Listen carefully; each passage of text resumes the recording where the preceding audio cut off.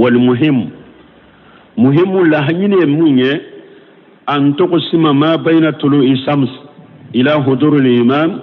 إلى 5 أقسام. جمعة وقت دورو من فلانية أبي دو تقولي أبي سورو تقولي أفلي كود فيه تيلي بو وقت منا كاتا تيلي بو وقت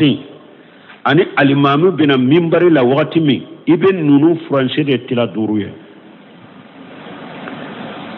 مثالي لا نوكو تيلي بو سيجري بير كاتا سيجري بير كتبان بيالي ميري 30 سيجري بيري أني ميري 30 نيوغن جاوبيرو تلا سباي دوروية إبو دي تلا دوروية نيو تلا دوروية فولو ode juma wakati folo ube don ni chogo de la qad takunu sa'atan urufiyati ka sa'ati allati ma'ana ni sa'abe fulani nye ni wakati min fulani nye abesika ke leri munum bambolo sisa lada la abesika ke o leri uye mantoro munum bambolo sisa abesika ke uluye wa qad takunu atwala wa aqsara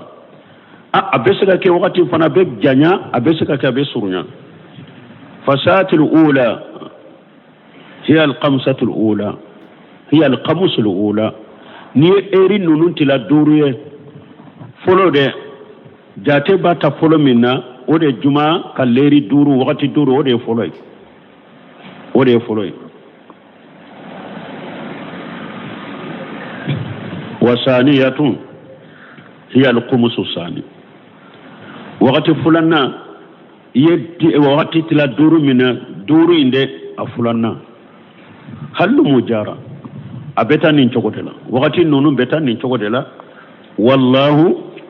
almuwaffiq ala debe ambe ala della kambe sawabama donc wala ambe min farani fana kaya wakati jonna ode fora mogo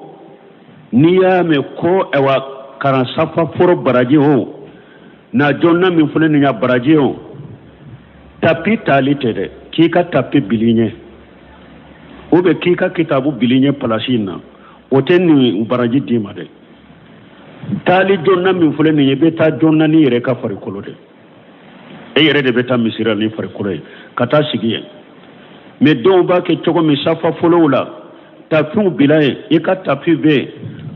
ni alimami be yele min barika wakati mi yere be bokana baraji nunun tede